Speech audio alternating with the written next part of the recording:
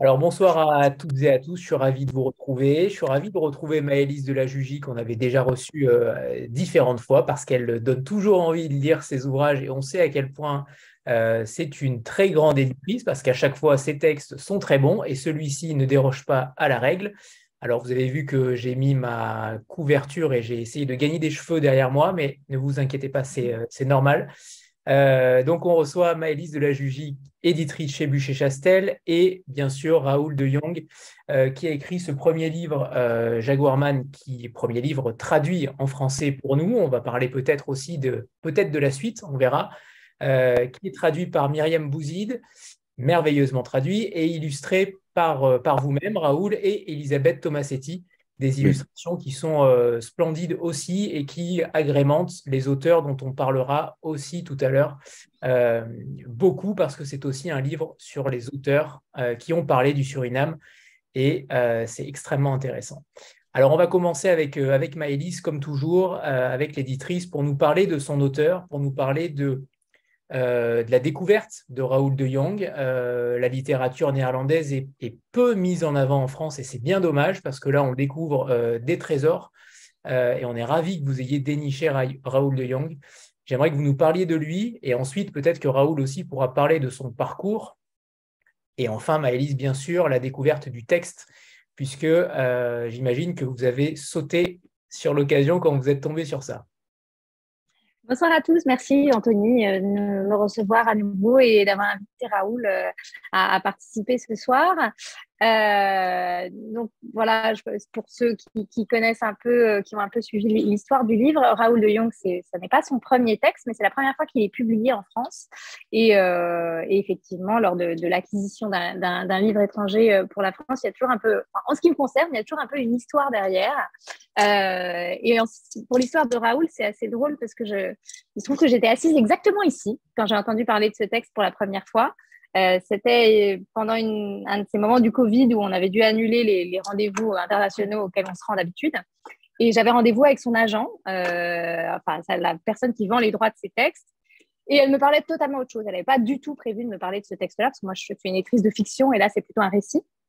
Et elle m'a vue dans ce décor-là, c'est chez moi, hein, donc avec une bibliothèque verte, les chutes d'Iguassou derrière moi. Et ce jour-là, j'avais un collier avec un jaguar dessus. Et elle me dit, ah là là, c'est intéressant, ce décor te va bien. Et elle dit, ça plairait à un des auteurs que j'aime beaucoup, qui s'appelle Raoul de Jong, mais c'est de la non-fiction, donc ça n'est pas pour toi. Et elle me raconte une histoire qui parle de littérature, qui parle de découverte des racines, qui parle du Suriname, qui parle d'Amazonie, qui parle de magie et de la quête d'un père. Et je dis, mais en fait, évidemment que c'est pour moi, envoyez-moi ce texte tout de suite. Je suis tombée folle amoureuse de ce livre et j'ai rencontré Raoul et voilà, je l'ai choisi et il m'a choisi. Alors, Raoul, j'aimerais que vous nous parliez de votre parcours. Alors, évidemment, on sait beaucoup de choses à travers ce livre-là, mais quand même, on ne vous connaît pas encore en France et c'est bien dommage, mais j'aimerais que vous nous parliez de vous, de votre parcours en tant qu'écrivain. Comment vous en êtes venu à l'écriture? Comment vous êtes perçu également en Hollande? Je sais que vous êtes reconnu, extrêmement reconnu en Hollande. Ce n'est pas votre premier livre, en effet. Mais j'aimerais que vous nous parliez de vous, tout simplement, pour qu'on apprenne à vous connaître.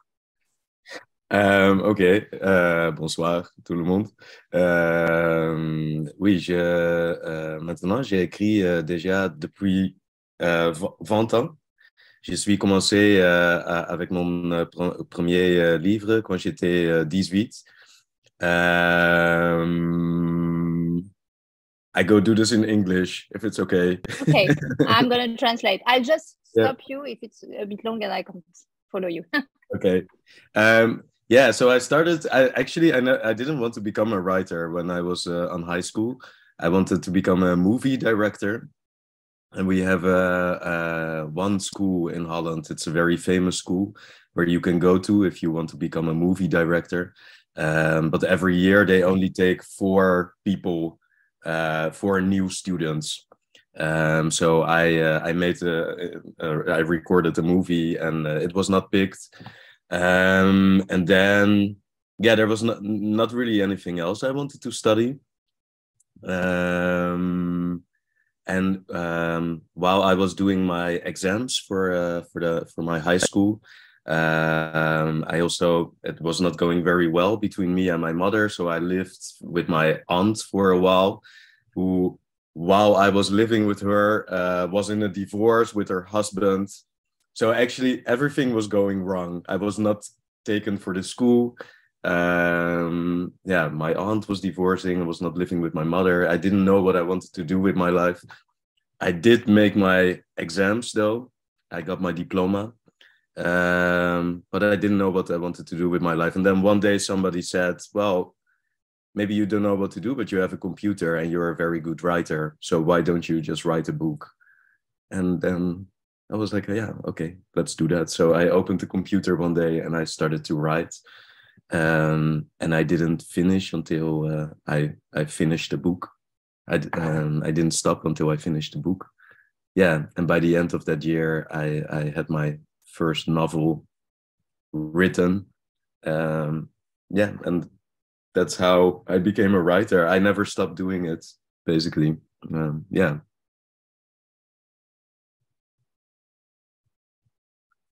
Vous avez le micro coupé, Maëlys. Pardon, parce que ma fille est dans le fond, donc je l'avais coupé au cas où elle se mettait à faire du bruit. Alors, il faut savoir qu'au début, j'avais pas du tout prévu d'être écrivain. Je voulais être réalisateur. C'était vraiment ça que j'avais en tête. Et il y a en Hollande une école qui est très prestigieuse, très connue pour faire des études de réalisation. Mais ils ne prennent que 4 nouveaux étudiants par an. Donc, j'ai fait un petit film pour postuler et il n'a pas été retenu. Et à part ça, je ne savais pas vraiment ce que je voulais étudier. J'étais en train de passer mes examens de fin de lycée, mais ça ne se passait pas très bien avec ma mère à ce moment-là. Donc, j'ai déménagé chez ma tante et elle était en train de divorcer. Donc, bref, c'était un très mauvais moment. Tout allait mal. Je n'avais pas été prise dans cette école.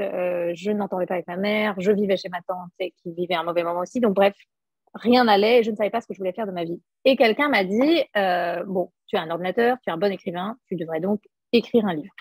Et c'est ce que j'ai fait. Je me suis dit, allez-y, c'est parti, je fais ça. J'ai commencé à écrire et je n'ai pas arrêté tant que je n'avais pas fini mon premier roman. Et c'est comme ça que je suis devenue un auteur et depuis, je n'ai jamais arrêté. Alors, je rebondis sur le cinéma justement parce qu'en effet, quand on vous lit, c'est la première image qu'on a. Le jaguar est un animal évidemment extrêmement visible, extrêmement cinématographique aussi. L'Amazonie l'est tout autant. Il y a quand même des paysages et c'est aussi une ode à la nature qui est merveilleuse. Vous parlez tellement bien du Suriname que vous n'avez visité qu'une fois, il me semble. Il me semble pas que vous ayez... Si? Yeah, it was the first time I went, but in the book, I pretend it's 3 months. In reality, I went 2 times for 3 months. Oui. So the reality is a little bit different than in the book, but yeah. Donc, en fait, ma question... Oui, allez-y, Malice. Je traduis. Oui, dans le livre, c'est la première fois que j'y vais. Et dans le livre, je dis que j'y vais une fois et seulement 3 mois. En réalité, à ce moment-là, j'y suis allée 2 fois et 2 fois 3 mois. Voilà, c'est un peu différent par rapport au livre. Donc, ma question était en effet sur le... Je ne sais plus d'ailleurs, j'ai perdu mon fil. Non, j'ai perdu le fil. Non, ma question était sur, oui, sur le côté cinématographique où, en effet, c'est extrêmement visuel. Ça ne m'étonne pas, en effet, que vous ayez eu cette envie de cinéma. Mais ce que j'aimerais savoir, c'est si, dans votre tête, ça aurait pu être un film. Est-ce que vous avez travaillé le livre en tant que, quasiment comme un scénario? So, if I understood correctly, if I could also make this into a film, is that the question? No, the question is when the book is very cinematographic and very visual. So when you wrote that book, did you envision it also as a movie? Did you think of it as a maybe movie? No, not really. No, I really thought of it as a book.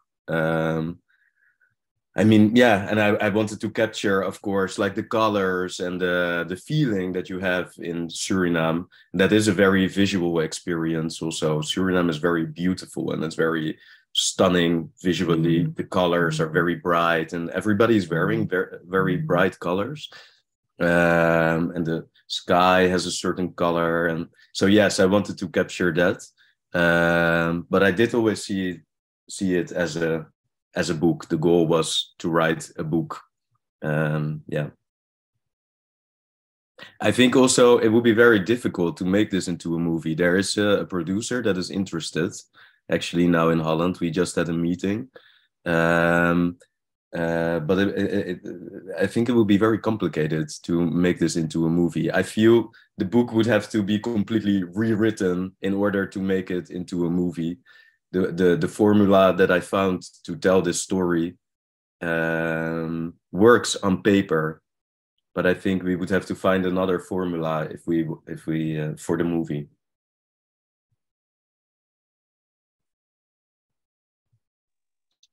Alors non, vraiment pas. J'ai toujours envisagé ce projet comme un livre.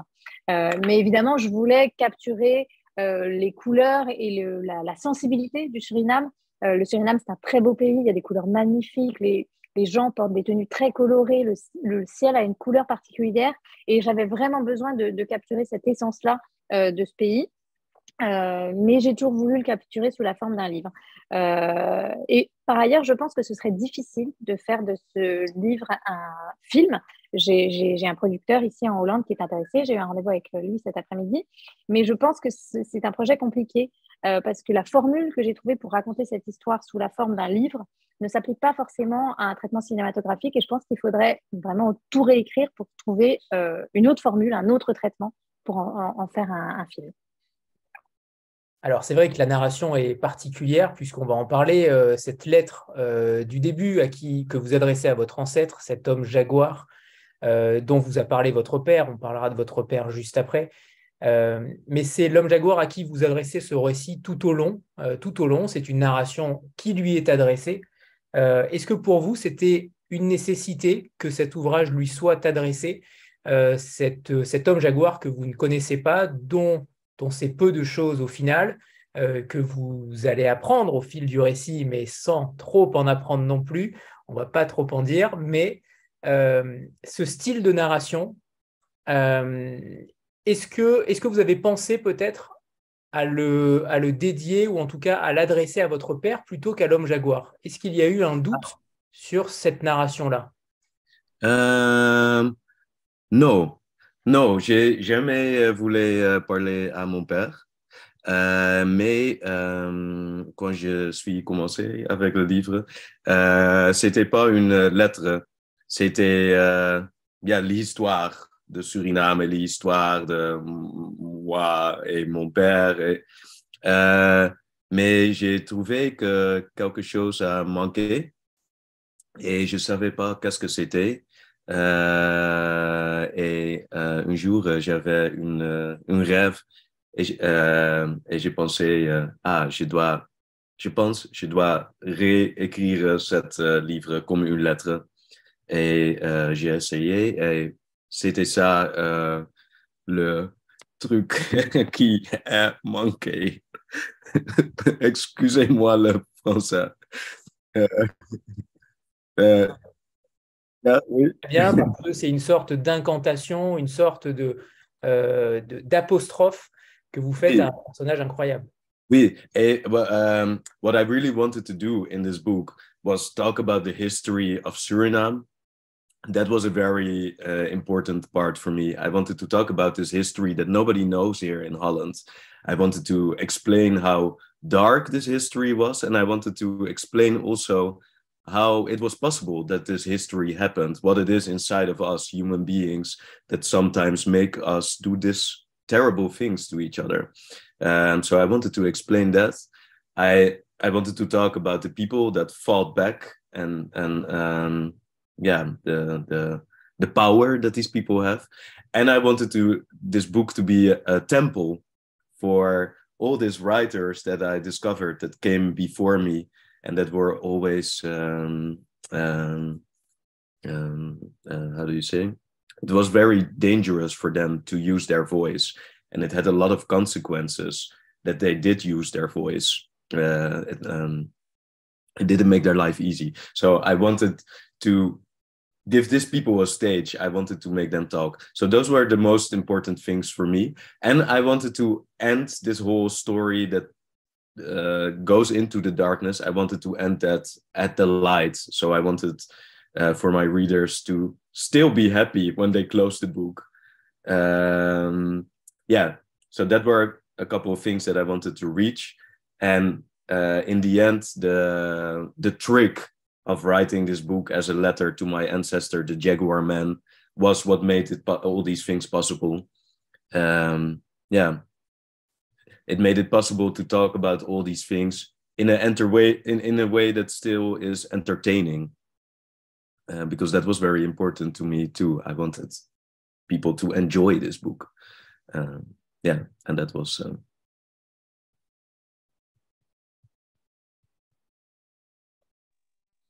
Alors, en fait, au départ, je voulais surtout parler de l'histoire du Suriname. C'était la chose la plus importante pour moi. Je voulais parler de ce pays que personne ne connaît en Hollande et personne ne connaît cette histoire. C'est une histoire qui est très sombre, qui est très dure. Et je voulais aussi explorer comment c'était possible que cette histoire-là soit arrivée. Qu'est-ce qui a rendu possible le fait que des humains aient réduit en esclavage d'autres humains. Et j'ai aussi voulu parler des personnes qui avaient tenté de combattre cette période-là. Et cet esclavage et de leur pouvoir, des pouvoirs qu'ils avaient pour combattre, pour se battre et se défendre. Je voulais aussi que ce livre soit une sorte de temple pour les écrivains que j'avais découverts pendant ma quête, et ces écrivains du Suriname qui sont venus avant moi. À cette époque-là, au moment où eux ont écrit, c'était dangereux pour eux d'utiliser leur voix. Ils l'ont fait quand même avec des conséquences assez terribles. Ça n'a pas rendu leur vie plus facile. Et donc, voilà, je voulais leur laisser la place, les mettre au centre de cette scène et les laisser parler. Et je voulais aussi que mes lecteurs referment ce livre, voilà, traversent l'obscurité dans ce livre, mais le referment avec l'idée qu'ils sont allés vers la lumière. Je voulais que mes lecteurs soient quand même heureux à la fin de mon livre. Et donc, pour réunir tout ça, tous ces éléments-là, la petite astuce que j'ai trouvée, c'était d'écrire une lettre à mon ancêtre, l'homme jaguar. Voilà, en lui écrivant à lui, ça a rendu possible le fait de parler de tout ça et aussi de parler de toutes ces choses qui sont quand même assez sombres et que le lecteur trouve ça quand même agréable à lire, intéressant, amusant, qu'il passe un bon moment en lisant mon livre. Et c'est le cas. Justement, Raoul, je ne vais pas vous demander si vous avez écrit ce livre pour vous trouver, comme vous le dites à la fin du livre, puisqu'on vous pose souvent la question. Mais justement, évidemment qu'il va au-delà ce livre, et vous le dites parfaitement, il adopte une vision plus universaliste sur l'enfer sur Terre, sur la destruction de l'homme sur l'homme. Mais j'aimerais savoir, justement, si ce n'est pas pour vous trouver, qu'est-ce qui a motivé concrètement votre envie de l'écrire? Ah, ok. Est-ce que c'est cette presse? Oui. Oui. Mon plus grande motivation pour écrire ce livre, c'était que c'était clair pour moi que personne en Pays-Bas connaît cette histoire. Et cette histoire est part de l'histoire de Pays-Bas. Tu peux pas comprendre comme Pays-Bas est, comme notre monde est aujourd'hui, si tu connais pas cette histoire. Et ça, c'était la plus grande motivation pour moi. Je voulais partager tout ce que j'ai découvert de cette histoire avec le monde, parce que je pense que c'est très important. Pour tout le monde. I think a lot of things, terrible things have happened, and a lot of injustice has been done to many people in the past. And I feel also the responsibility to heal this for these people that came before me, but also for the people that live now.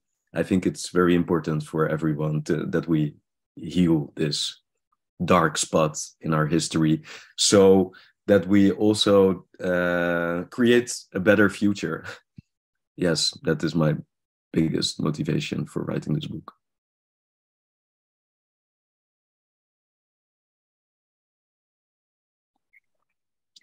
Ce que je voulais dire, c'est qu'il y a des choses terribles qui sont arrivées, il y a des grandes injustices qui ont été faites envers énormément de gens. Et en écrivant ce livre, moi, j'avais le sentiment d'avoir une responsabilité envers ces gens et aussi envers mes contemporains.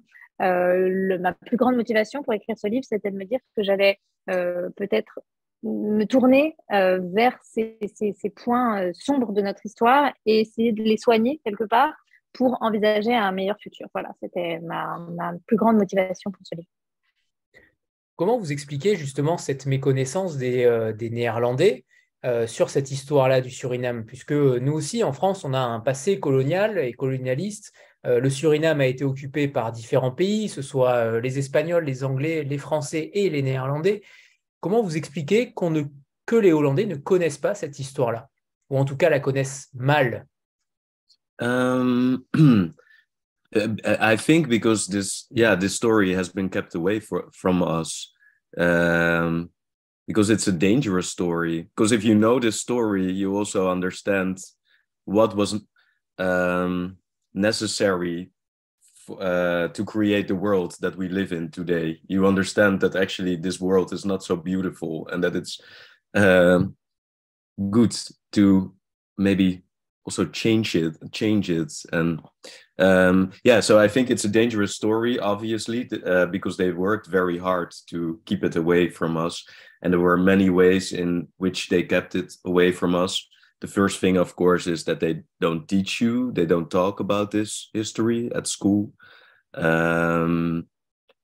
There are writers like myself that came before me that felt a responsibility to write about this history because they knew this history. And what they did with their books was that they didn't put it with literature, they put it like in a different section of the bookstore.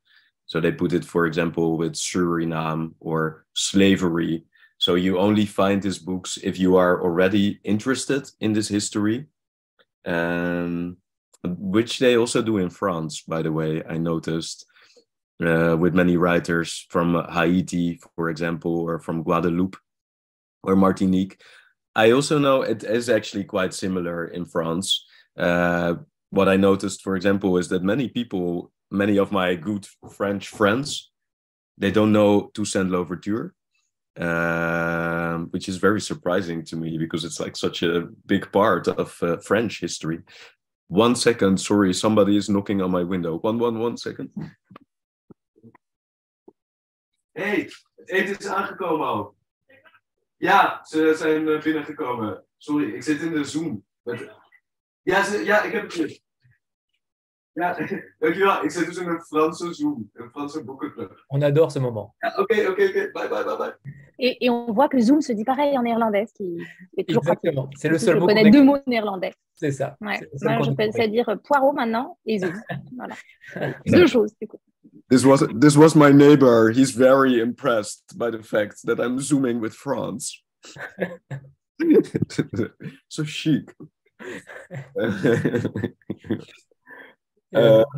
Oui, Maëlys, vous aviez à traduire ou pas? Oui, il me semble. Oui, je vais traduire tant qu'on y est. Alors, je pense que cette histoire a été cachée, en fait, parce que c'est assez dangereux de se pencher sur cette histoire-là. Si on connaît cette histoire, on se rend compte comment le monde dans lequel aujourd'hui a été bâti, et on se rend compte du coup qu'il y a des choses qui ne sont pas tout à fait aussi jolies que ce qu'on pensait, aussi nettes que ce qu'on pensait. Donc c'est une histoire qui n'est pas facile à raconter et pas facile à écouter non plus. Et comment ils ont fait pour cacher ça? Eh bien, ils ont fait de plusieurs manières. Premièrement, l'histoire du Suriname n'est pas enseignée aux Pays-Bas. On n'enseigne pas aux enfants l'histoire du Suriname, alors que ça a été une colonie néerlandaise pendant assez longtemps. On a aussi caché les œuvres d'auteurs qui sont venus, comme moi, avant moi, qui avaient cette responsabilité de raconter l'histoire, qui l'ont fait, sauf que pendant des années, leurs livres n'étaient pas rangés dans la littérature néerlandaise. Ils étaient rangés dans des espèces de sous-catégories comme Suriname ou esclavage. Ce qui fait que si on n'avait pas déjà un intérêt pour ces sujets-là, on ne découvrait pas leurs œuvres. C'est un peu pareil en France, sur la littérature qui vient d'Haïti, de Guadeloupe.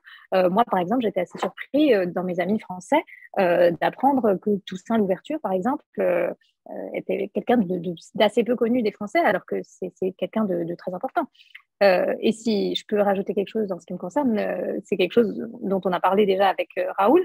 Nous, par exemple, on publie Maryse Condé. Donc, Maryse Condé est une écrivaine française et on la trouve rarement en littérature française, alors que par exemple on trouve Amélie Nothomb qui est belge, ça ne dérange personne. Donc, voilà, c'est quelque chose dont on avait beaucoup discuté.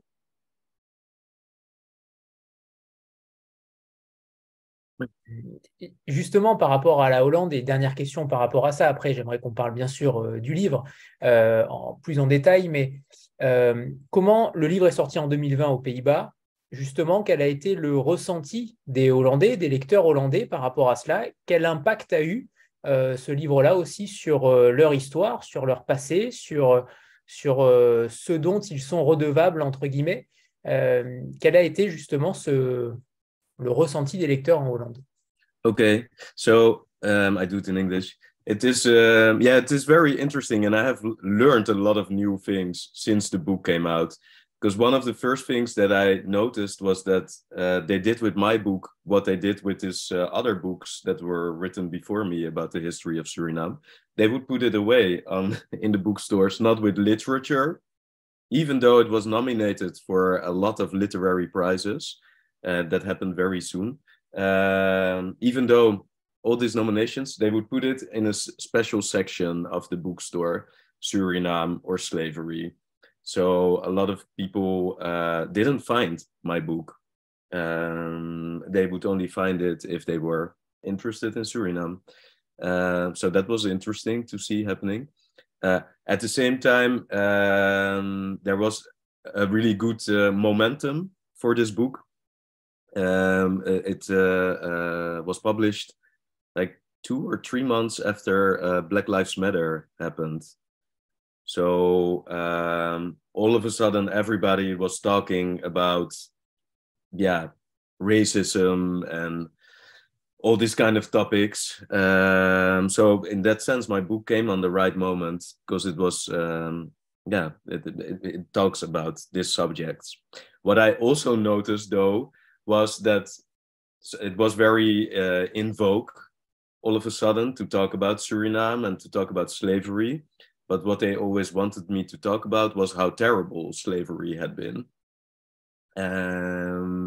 But that's not what I was interested in.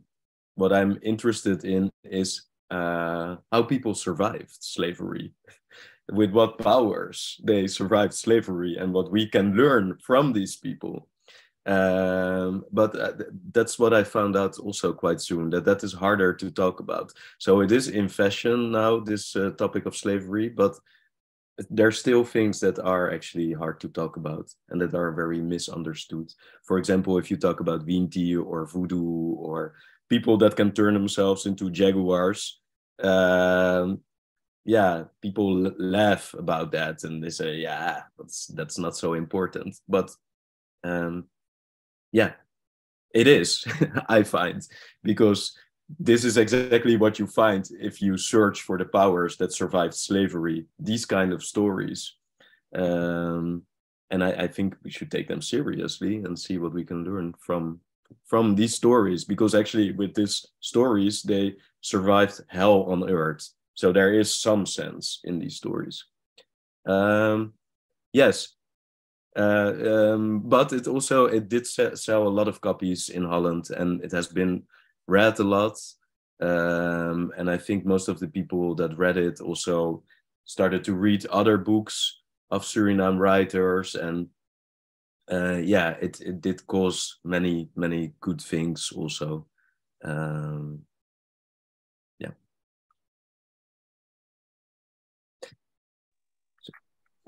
Oh, I'm going to translate and then you can go back. Yeah, okay. Alors, ça a été très intéressant. J'ai appris beaucoup de choses. Déjà, j'ai vu que mon livre, comme d'autres livres auparavant, dans un premier temps, était mis dans ces sections, ces petites sous-sections à la librairie, Suriname, esclavage. Donc, il était difficile à trouver. Et alors que ce livre avait été nominé pour des prix de littérature, et ça, c'est arrivé très vite. Mais au début, il était difficile à trouver.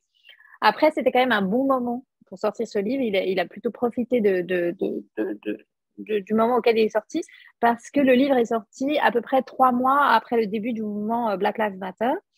Donc, les thèmes, les sujets du racisme, ce genre de choses étaient un peu partout. Et donc, les gens voulaient en parler. Et quelque part, mon livre est arrivé un peu au bon moment. Mais en même temps, c'était paradoxal parce qu'à la fois, c'était des sujets qui étaient un peu en vogue. Et en même temps, ce qu'on voulait me faire dire, c'était juste que l'esclavage, ça avait été quelque chose d'horrible dans l'histoire du Suriname, ce qui est vrai. Mais moi, l'histoire que j'essayais de raconter, ce qui m'intéressait, c'était comment ces gens avaient survécu à l'horreur et avec quel pouvoir. Et là, je me suis rendu compte que c'était un petit peu plus compliqué de parler de choses comme le Winti, le vaudou, des hommes qui se transforment en jaguar. Les gens riaient et disaient que ce n'était pas la partie la plus importante. Mais pour moi, c'était la partie la plus importante parce que, oui, ça paraît bizarre de se dire que voilà, des hommes se transforment en jaguar, mais c'est comme ça qu'ils ont survécu. Donc, j'avais envie de le prendre au sérieux et de me dire, mais qu'est-ce que je peux apprendre de cette histoire-là, de ce que j'ai découvert? Comment est-ce qu'on survit à l'enfer sur Terre? Après ça, je dois dire que mon livre s'est bien vendu et il a été lu. Les gens qui l'ont lu ont aussi essayé de découvrir les œuvres d'autres écrivains sur Inamet. Donc ça, pour moi, c'est un impact très, très positif de mon livre. Alors, il y a vraiment beaucoup de choses à évoquer dans ce livre-là, et notamment le rôle de ce père, de votre père, que vous évoquez au tout début du livre notamment, que vous n'avez plus vu depuis une vingtaine d'années et qui donc se manifeste avec ce message « Je cherche Raoul de Jong, mon fils, Raoul de Jong », avec un smiley, un emoji, et qui ensuite vous envoie un deuxième mail très théâtral, très surprenant, et notamment avec un rapport particulier aussi à la religion, qui réapparaît donc brusquement dans votre vie.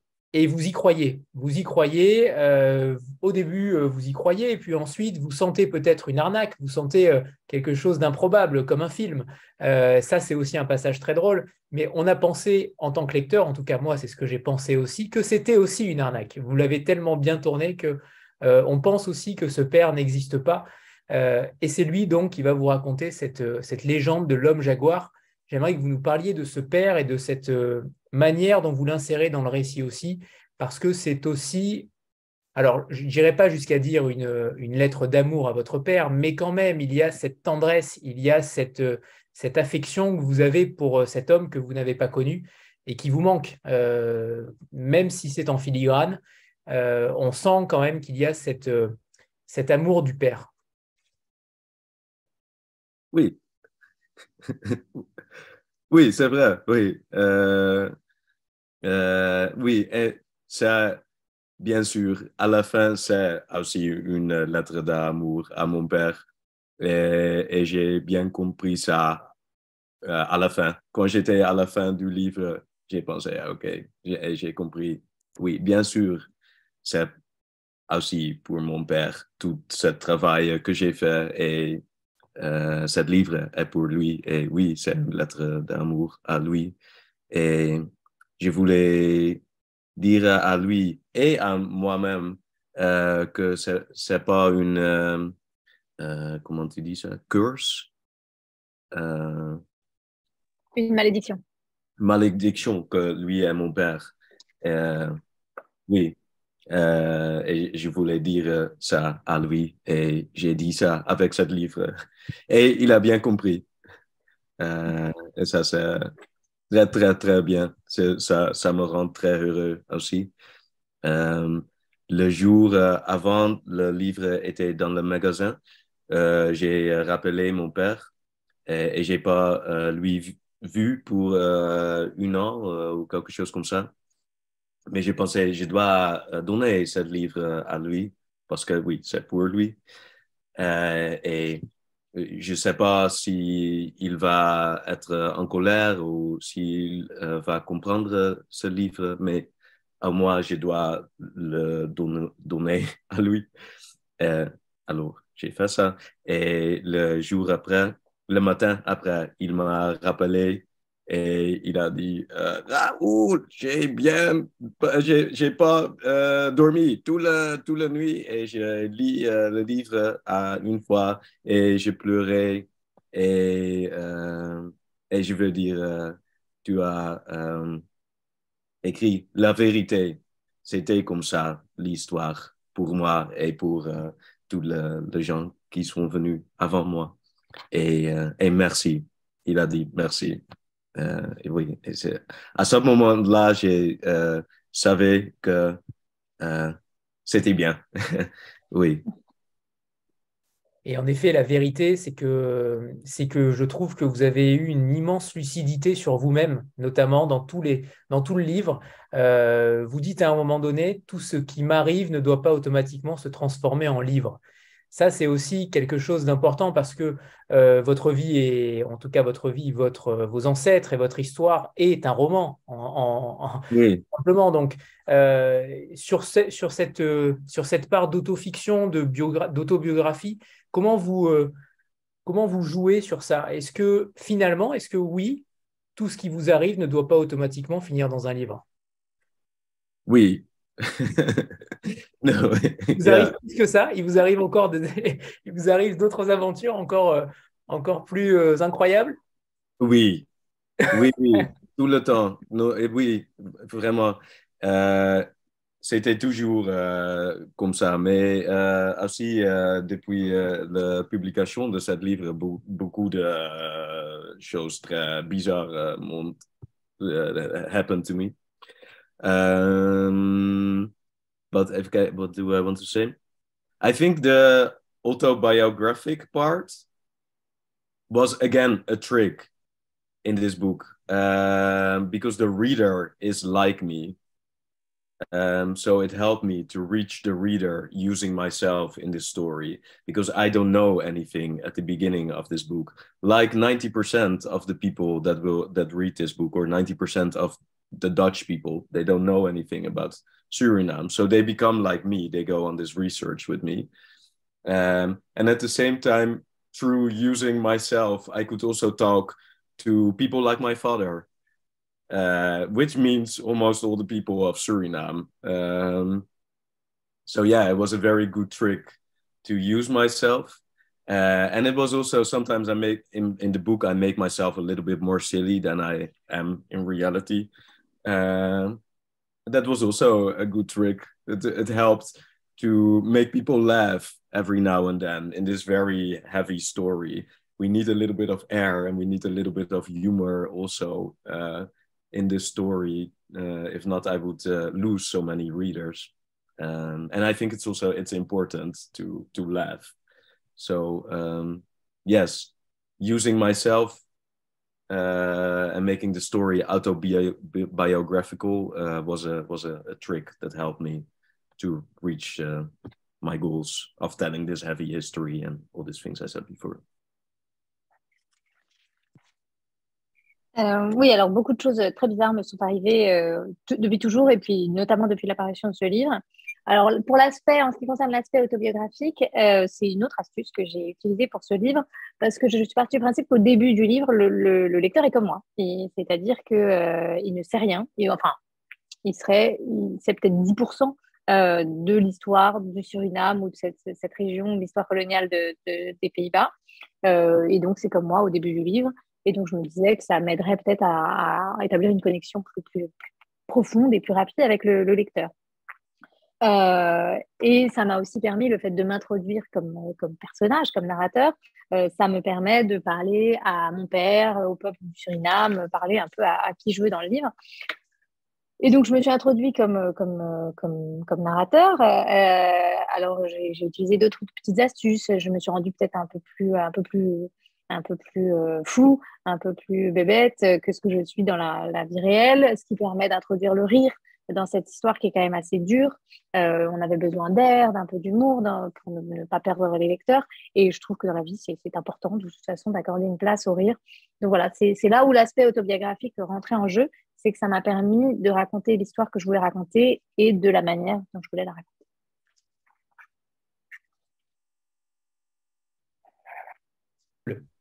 Yeah. On en a choisi qu'un d'ailleurs. Donc Raoul va vous lire le premier extrait en néerlandais et Maëlys va le lire également en français pour que vous ayez la langue aussi, puisque c'est la première fois qu'on va entendre du néerlandais ce soir. Et ensuite, traduit donc par Myriam Bouzid et donc lu par Maëlys de la Jugie. Ok. Yeah. C'est le début du livre. Beste gij die mijn voorvaders deed. De afgelopen jaren speelde u een spel met mij. U gaf me tekens en ik heb ze gevolgd. Van Rotterdam naar Paramaribo, van Rome naar Recife. Maar telkens, als ik op het punt stond op uw staart te trappen, sprintte u door. We kunnen niet eeuwig zo doorgaan. Ik denk dat u dat zelf ook wel begrijpt. Het is tijd om de balans op te maken, om onze kaarten op tafel te leggen. Vooruit, ik begin. Het is geen verhaal over wit of zwart of Nederland of Suriname. Het is ook geen verhaal over mijn vader. Al spelen al die elementen een rol. Dit, beste Jaguar Man, is een verhaal over u. Er is mij verteld dat u bovenmenselijke krachten had en dat die krachten iets te maken hebben met mij. Is dat mogelijk? Is het mogelijk dat mijn leven door uw daden beïnvloed wordt alleen omdat we datgene deden? Als ik naar mijn vader en mij kijk, dan lijkt het antwoord ja. 28 jaar lang was hij geen vader en toch deden we van alles, veel meer dan alleen ons uiterlijk. En als dat zo is, dan is het logisch dat er in mij ook iets van mijn vaders vader zit. En van mijn vaders vaders vader. Een van die vaders bent u. Volgens mijn vader kon u uzelf veranderen in het sterkste en volgens sommigen wreedste dier van het Zuid-Amerikaanse regenwoud. De koning van de Amazone, de jaguar. Hoe deed u dat? Wie was u? Waar kwam u vandaan? Hoe kwam u aan uw krachten? En waarom moet ik die krachten volgens mijn vader met rust laten?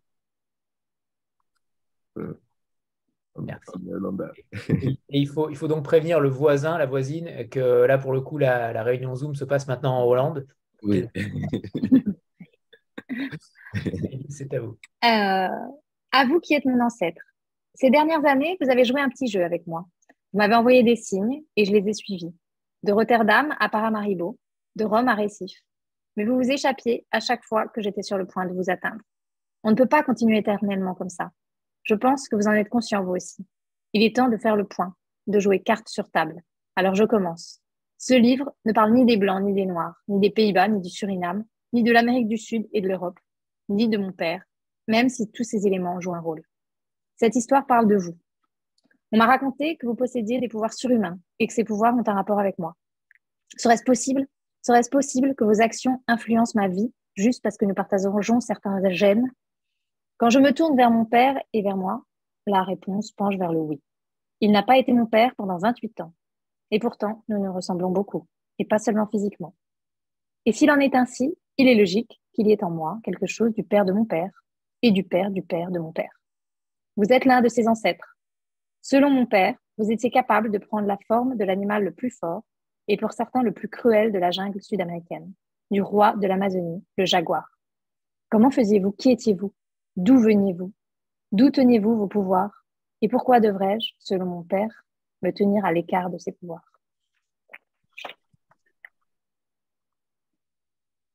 Lu en dictée à mes élèves, donc je le connais particulièrement. J'aimerais qu'on parle de cette 5e religion, le vaudou qu'on appelle Winti au Suriname, qui a donc un nom différent selon les pays aussi. Tout à l'heure, vous disiez qu'il vous était arrivé différentes choses après la diffusion de la publication du livre, comme une malédiction héréditaire peut-être, mais j'aimerais que vous nous parliez de cette religion, de ces rites qui traversent évidemment le livre, mais pour nous, Européens, qui ne connaissons ça peut-être qu'à travers les séries télé, en tout cas la culture cinématographique, on connaît au final si peu de choses de cette 5e religion, comme un personnage du livre le dit, puisqu'elle est considérée comme une 5e religion après les différentes traditionnelles qu'on connaît tous. J'aimerais que vous nous parliez de cette religion-là, comment elle se manifeste, comment vous la ressentez, et surtout aussi, est-ce qu'elle a eu un impact sur vous après ce voyage-là? Est-ce que vous y croyez? Comment vous l'avez envisagé avant le livre? Comment vous la voyez avant le livre et surtout après? Okay. Well, I will start at the beginning. So my father told me about this curse, and the first thing I did then, the first thing I had to think about was voodoo. And I have a friend who knows a voodoo priestess. It's a white woman from Holland, a writer who had a weird dream once, and then she went to New Orleans and all the strange things happened to her. And in the end of this whole adventure, she ended up in Haiti, where she became a voodoo priestess officially. And she's the only officially recognized voodoo priestess in Holland. This 2 meters tall white woman. So yeah, I went to visit her and I asked her, is voodoo and Winti the same? Is it right that I have to think about voodoo when I hear Winti? And she was actually the one that said yes, because there's a 5th world religion Yeah, and it consists of all these religions like Winti, Voodoo, and Santeria, Candomblé, that are very similar to each other and that are all based upon these forces that came from Africa with the enslaved people to the New World. And why we are so afraid of it, that is what she said, is because these religions made people that had to be turned into slaves, it made them powerful. In order to turn people into slaves, they had to be physically strong, and in their spirits, they had to be as weak as possible. And voodoo was something that actually made the spirit of these people strong. So she explained me, that's why we have had to become afraid of it.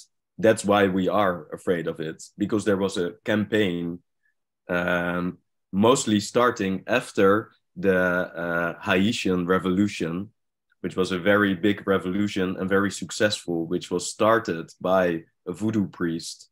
It was done with voodoo powers, and it succeeded. So after these things happened in Haiti, all over the Caribbean and everywhere where there were plantations with slaves, the slave owners understood, when our slaves do something that looks like voodoo or Winti, it's very dangerous for us. So the slaves themselves had to be convinced that voodoo was something bad, but also the rest of the world had to be told the story that voodoo was something bad. So we had, like, until today, we have all these movies about voodoo and all these books about voodoo that explain voodoo as a very scary thing, and that's what I knew about voodoo, like most of the people. But that is not what voodoo is. That is what I understood. Actually, already when I met this woman, because she explained me. But I couldn't tell that in Jaguar Man, because then it would be too clear that I already knew everything, and then it didn't make sense to make this whole trip that I made to Suriname. But yeah, actually what voodoo is it's a way of being connected with the reality around you. And it is something, it's like certain acts that you can do that help you to blossom and to be healthy and to be connected with the world around you. And if you go to the basis of what voodoo or Winti says, it says, like, you don't need anything. You don't need a Bible. You don't need newspapers to understand the world around you. What you need are your brains and your senses. You have everything inside of you to understand the world around you. So use that. Use your brains and use your senses, and know that the world around you, what it wants for you is to blossom like a flower. That is what voodoo and Winti are. And they give very specific rituals that you can do in order to be healthy and to be connected with the planet around you. And I know by experience now, because I tested these rituals, that they work. It works to sometimes, for example, give flowers to the water or something. That is like a Winti ritual. You give flowers to the water, or you give flowers to your ancestors, or you take a bath with flowers to thank your ancestors for the life that you have. And and that is a good idea. Basically, it is like saying thank you. Thank you, life. Thank you, water. Thank you, earth. Thank you, planet, for everything you gave me. That's what you do when you give these flowers. For example, And the joke, the funny thing is that after you do that, you actually feel grateful. You feel happy to be alive. So, yes, that is why I still do it, because it's nice to be grateful for life. Yeah. Long story. No worries. No worries. Oui, donc il y a effectivement cette cinquième religion dont vous parlez, qu'on appelle le Winti, le vaudou, la Santeria ou le candomblé. Moi, quand mon père m'a parlé de ça en me disant que c'était une sorte de malédiction, la première chose à laquelle j'ai pensé, c'était un ami qui connaît une prêtresse vaudou, qui est une femme blanche, qui est la seule prêtresse vaudou officielle de Hollande. En fait, il se trouve qu'elle avait fait un rêve qui l'a amenée à la Nouvelle-Orléans, puis à Haïti, et c'est là qu'elle est devenue officiellement une prêtresse vaudou, qui est donc cette femme de 2 mètres de haut. Et donc, je suis allée la voir et je lui ai posé la question sur le Winti, est-ce que c'est la même chose que le vaudou? Et elle m'a dit, bah oui, tout ça, c'est la même chose, le Winti, la Santeria, le candomblé, le vaudou. Et c'est cette religion qui a été amenée par les personnes qu'on a réduites en esclavage en Afrique pour les emmener vers le Nouveau Monde. Et c'est une religion dont de toute façon on craint, dont on est effrayé. Pourquoi? Parce qu'en fait, pour réduire quelqu'un en esclavage, on a besoin qu'il soit fort physiquement et que son esprit soit faible. Et qu'est-ce qu'a fait cette religion? C'était rendre leur esprit fort, fortifier leurs esprits. Et c'est pour ça qu'on a peur de cette religion. Par exemple, les premières campagnes de dénigrement de cette religion, ça s'est fait juste après la révolution en Haïti, qui a été une révolution couronnée de succès et qui a été initiée par un prêtre vaudou avec des pouvoirs vaudous. Donc, ce qui s'est passé, c'est que dans toutes les Caraïbes, les propriétaires qui avaient des esclaves se sont dit, oh là là, si on voit nos esclaves en train de pratiquer ce genre de choses, il faut qu'on arrête ça tout de suite parce que c'est très dangereux. Donc, pour cela, il fallait dire aux esclaves en question que c'était dangereux et dire au reste du monde que c'était dangereux. Donc, c'est pour ça qu'on a encore aujourd'hui, des livres, des films qui montrent ce que moi, je connaissais du vaudou, qui était quelque chose de très effrayant, de maléfique. Et voilà, c'est ce que je connaissais de ça en tant que personne. La réalité est très différente et cette femme me l'a expliqué d'ailleurs assez rapidement. Après, voilà, je ne l'ai pas mis tel quel dans le livre parce que sinon, ça n'avait aucun intérêt que je fasse toute cette quête dans le Suriname, etc. Mais si on regarde ce qu'est cette religion, c'est en fait juste une façon d'être connecté au monde qui nous entoure. C'est le principe de cette religion, c'est qu'elle veut qu'on s'épanouisse et qu'on soit connecté avec le monde. Et ce qu'elle dit en 2 mots, c'est qu'on n'a pas besoin d'une Bible ou des journaux ou d'informations pour être vraiment connecté avec le monde. On a tout ce qu'il faut avec nos sens et nos cerveaux et que donc il faut utiliser ça pour avoir une connexion avec le monde autour de nous. Donc, il y a des rituels très spécifiques pour expérimenter, pour faire l'expérience de cette connexion. Moi, je les ai testés et je dois dire que ça marche. Donc, par exemple, il y a l'idée qu'on peut donner des fleurs à l'eau, ou on peut les donner à ses ancêtres, ou on peut prendre un bain avec des fleurs pour remercier ses ancêtres. C'est une manière de donner des fleurs à ses ancêtres et au monde pour dire merci pour tout ce que j'ai autour de moi, la vie, les fleurs, la nature, le monde. Et la vérité, c'est que quand on fait ça, on se sent très reconnaissant et heureux à la fin. Donc, c'est pour ça que je continue à le faire parce que c'est agréable d'être reconnaissant et heureux. Donc, c'est à ça que ça ressemble en 2 mots.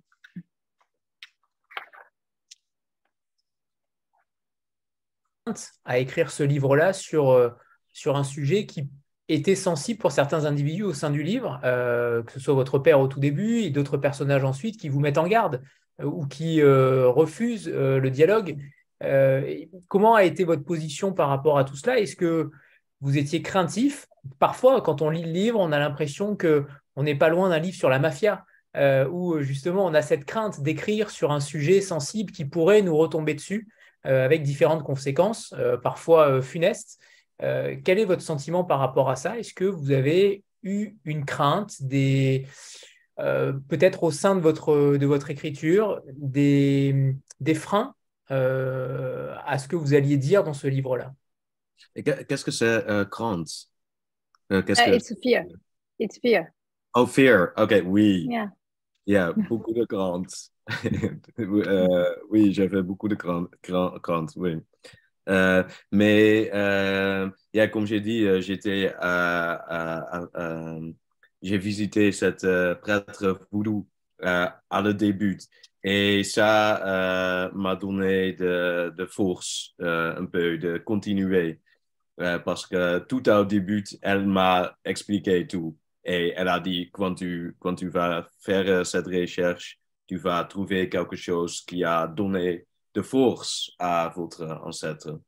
Euh, et, mais c'était difficile de ne pas oublier ça beaucoup de fois. Et c'était très dur aussi que mon père, il a disparu encore et ma sœur était en colère avec moi pour faire ça. Et même l'éditeur hollandais, ils ont dit non, tu dois pas faire de recherche du voodoo et Vinti et même la littérature surinamée, c'est pas intéressant. Alors, je m'ai senti très seul souvent pendant cette aventure. Yeah, et j'ai avait de craintes et j'étais très triste aussi souvent. C'était très dur, c'était pas facile à faire ça. Bon, pas ce roman, mais ce livre, c'est aussi un choc des cultures, notamment sur le. Je trouve que vous avez une façon d'écrire la différence entre les Surinamais et les Européens, notamment. Il y a des passages magnifiques, notamment sur la démarche d'un Surinamé qui marche sans objectif, avec du groove dans les hanches, Mm. qui ne marche pas droit au but, mais en interaction avec les éléments. Ça, j'ai adoré ces passages-là sur le temps qui passe, qui est différent entre eux et nous, sur la notion de temps, la notion de vie qui est écrasée pour les Européens et de vie beaucoup plus étalée, beaucoup plus lente sur ces territoires où il y a évidemment beaucoup plus de place pour l'être humain, Mm. contrairement dans nos villes. C'est aussi ce choc des cultures-là qui est intéressant dans le livre. Et j'aimerais que vous nous parliez aussi de ça, de cette différence, ce choc peut-être que vous avez eu en allant là-bas. Comment vous avez ressenti cette différence de culture, de civilisation? Euh, est-ce- Où vous vous sentez le mieux finalement, Raoul? Est-ce que vous vous êtes posé la question en vous disant où suis-je le mieux? Suriname ou ici ou... Oui. Euh, Ça a été une interrogation de votre part aussi. Pardon? Est-ce que vous vous êtes posé la question sur cette différence et sur cette envie peut-être de retourner là où vos ancêtres étaient nés? Oui, oui, mais je suis tous les deux. Je suis C'est vrai. surinamais, mais je suis aussi néerlandais. Et j'adore. Mm, J'ai adoré mes grands-parents néerlandais aussi. Et j'adore ma mère qui habite à Marseille et ma tante. Euh, yeah, et j'adore Suriname aussi. Euh, et j'adore Italie et le chinois. I don't know. That I will go in English again. That is a little bit the point. I'm not Dutch and I'm not Surinamese. I'm a human being. And that is the point. You, as a human being, you can take a little bit of everything and become bigger than what you were when you were born. So I am not Dutch. That is just something that is written on my passport. And that was not the ending. That was just the beginning. And that is what is nice about being alive, that you can learn things and change and look at life from different perspectives. So yes, yeah, that is how I truly feel about it. But I do love Suriname a lot. I have been back there last year, and it was very cool. I describe in the book now that I was walking on the street and people would honk their cars because they thought my hair was not good. So now this time I went back and again people were honking in the car on the first day that I was walking on the street. And I was like, oh gosh, there we go again. But then no, like they turned down the window and they said, hey, we know who you are and we know what you are doing for us in Holland. They knew about Jaguar, man. And they were very grateful. So that was very nice also. About the last time I was in Suriname, people saw what I did and that I did that for them also. So yes, I do feel very at home when I'm there. Yeah, yeah, that's what I that's what I that's what I can say about it. But also, like, really, yeah, what you were describing about the walking and about the things that you can learn from Suriname. I think you don't have to have roots in Suriname in order to learn these things. Just like I don't have to have roots in France in order to learn things from Truffaut or Godard. Yes, it's enough to be a human being. En fait, c'est un peu l'objet du livre, c'est que je ne suis pas ni néerlandais, ni surinamais, je suis un humain. Donc, ça veut dire qu'en tant qu'être humain, on peut prendre un peu de tout ce qu'on entend, tout ce qu'on découvre et devenir plus grand, s'améliorer. Donc, voilà, sur mon passeport, il y a marqué que je suis néerlandais. C'est pas du tout la fin, c'est plutôt le début. Je pense que c'est important de garder les yeux ouverts et de pouvoir voir différentes perspectives de la vie. Cela étant, bah, moi j'adore le Suriname et particulièrement quand j'y suis retournée l'année dernière. Dans le livre, je décris un moment de mon premier voyage où les gens me klaxonnaient dans la rue parce que je portais mes cheveux au naturel comme ça et ils trouvaient que c'était pas possible et qu'il fallait que je me coiffe. Et donc là, j'y suis retournée et les gens ont commencé, voilà, dans la rue, premier jour, à me klaxonner. Et je me suis dit, ah là là, c'est reparti avec cette histoire de cheveux. Sauf qu'en fait, cette fois-ci, les gens ont descendu la vitre de la voiture et ont dit, ah, on sait qui tu es, c'est toi le Jaguarman et on sait ce que tu es en train de faire pour nous. Donc j'étais extrêmement reconnaissante. C'était un très beau moment de me dire que les gens au Suriname ont vu ce que je faisais et ils savaient que je le faisais aussi pour eux. Donc oui, j'aime beaucoup le Suriname, c'est aussi mon foyer. Et sur ce que vous disiez, sur la démarche, la manière de vivre comme ça, je pense qu'on n'a pas besoin d'avoir des racines surinamaises pour l'observer, de la même manière que je n'ai pas besoin d'avoir des racines françaises pour apprécier Truffaut ou Godard. On a juste besoin d'être humain. Et c'est ça que je trouve beau. Très bien. J'aimerais qu'on parle de ces auteurs qui irriguent tout au long du texte, parce que c'est aussi un hommage que vous leur faites constamment. Marianne Marquella, par exemple, dans une manifestation où vous êtes un petit peu désarçonné aussi, affirme: nous devons proclamer que nos ancêtres sont des héros, car personne ne le fera à notre place. Finalement, est-ce que c'est peut-être la phrase qui pourrait résumer ce livre-là? Est-ce que vous aussi, vous parlez à ces héros-là, vous les faites renaître parce que personne ne parle plus d'eux? Et c'est bien dommage parce que je suis persuadé que déjà beaucoup de lecteurs français, notamment, ne connaissent pas tous les auteurs que vous citez. On en apprend énormément, notamment historiquement, mais aussi littérairement. C'est assez impressionnant d'avoir autant de références qui ne sont pas traduites en français, parce que quasiment tous les auteurs ne sont pas traduits en français. Maëlys, attention, je suis aussi sur le coup pour acheter les droits. Parce qu'il y a quand même beaucoup d'auteurs dont on a envie de lire les écrits et qui, malheureusement, nous sont étrangers à l'heure actuelle. Est-ce que cette phrase-là, elle n'est pas capitale aussi dans votre œuvre? Est-ce qu'elle ne vous a pas totalement marqué et impacté pour écrire ce livre? Oui. La vérité est, quand j'étais là, à cette fête, c'était le moment que j'ai pensé, alors je dois écrire ce livre. Et c'est ça que je dois faire, rendre notre ancêtre des héros. Des héros. Des héros. Des héros. OK. Oui, non, c'était très important ce moment-là. Et j'étais très impressionné avec tout le pouvoir que je pouvais voir à ce moment-là. J'ai bien compris que l'histoire n'était pas facile pour ce gens-là mais j'ai vu qu'il rit et il chante et they were not cynical or bitter.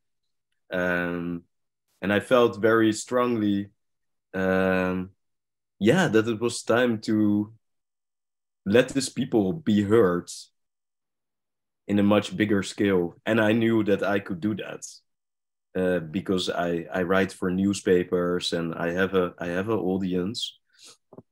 So yes, that was the moment actually that I understood that I have to write this book and that I have to make with this book a link between the world that I saw there in this secret party at the suburbs of Rotterdam.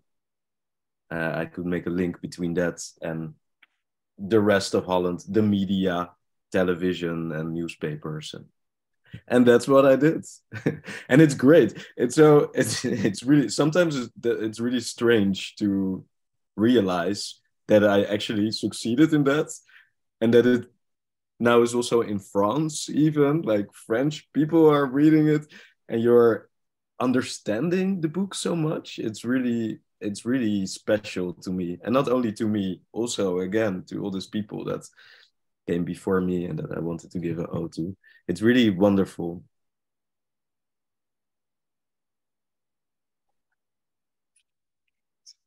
Oui, et puis surtout, ce qui m'a impressionné, c'est de voir que tous ces gens autour de moi dans cette fête n'étaient pas des gens cyniques ou amers alors qu'ils avaient eu une vie très difficile. Et c'est vraiment à ce moment-là que je me suis dit que c'était le moment de les faire entendre, de faire entendre leur voix. Et je savais que moi, je pouvais le faire parce que j'écris pour des journaux, j'avais une forme d'audience. Et donc voilà, là, à ce moment-là, je me suis dit non, il faut que j'écrive ce livre-là pour faire un lien entre cette fête secrète dans les faubourgs de Rotterdam et le reste de la Hollande, les médias, la presse, les lecteurs. Et j'avais vraiment ce désir-là et je l'ai fait. Et c'est génial en fait. Même aujourd'hui, ça me paraît bizarre de me dire que ce projet-là, eh ben, je l'ai fait, j'ai réussi et il est même en France. Voilà, je trouve ça fou que le livre soit lu par des Français. Et d'ailleurs, les Français le lisent et ils le comprennent très très bien. Et je trouve ça merveilleux pour les gens pour qui j'ai voulu l'écrire. Que voilà, il soit compris dans une autre langue, ça me touche énormément.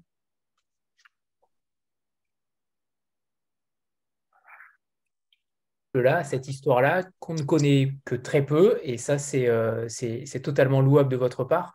On va faire une petite photo de groupe avant de passer aux prochaines questions, avant qu'Agnès intervienne. Voilà, petite photo de groupe, préparez-vous. 3, 2, 1. C'est bon, parfait, merci. Agnès, à toi. Alors, moi, j'avais deux petites questions, dont une pour Maëlys. Je vais commencer peut-être par celle-là. Du fait que vous avez, semble-t-il, vous aussi, une double culture, et en particulier avec l'Amérique du Sud, est-ce que c'est des choses qui, chez les auteurs ou dans les textes que vous recevez, vous attirent particulièrement, ou est-ce que vous avez l'impression que ça n'influe pas du tout vos choix éditoriaux? Alors, je pense que oui, ça influe mes choix éditoriaux, c'est certain. Là, en l'occurrence, oui, dans le cas de Raoul, c'est même sûr parce que voilà, le Suriname partage une frontière avec le Brésil. Donc, pour le coup, je devais être une des rares personnes en France à savoir le placer sur une carte et à savoir un peu de quoi il s'agissait. Donc, oui, c'est sûr que ça a une influence. Quand on regarde, enfin voilà, si je me retourne un peu sur les livres que j'ai publiés, c'est souvent en rapport avec l'exil ou ce genre de choses. Cela étant dit, ce que je recherche avant tout, et c'est souvent ce que je dis quand je parle des livres qui me touchent et que je sais porter en tant qu'éditrice aussi, parce que c'est des choses... Enfin, il y a des livres qu'on lit en tant que lectrice, puis des livres qu'on sait porter. Ce que je cherche avant tout, c'est l'humanité de ces livres. Je pense que c'est pour ça qu'on s'est si bien trouvé avec Raoul, c'est que voilà, je cherche la justesse de l'expérience humaine, donc dans ce qu'elle a de plus sombre et aussi de ce qu'elle a de plus lumineux. Donc oui, le fait d'avoir une double culture ou de parler d'exil, je pense qu'il y a un terrain, c'est un terreau un peu fertile de la littérature, mais ce que je recherche avant tout, c'est une vision juste et sincère des multiples facettes de notre humanité. Et je pense que Raoul le réussit merveilleusement dans son livre. Et la deuxième question était pour vous deux, en fait, Maëlys et Raoul.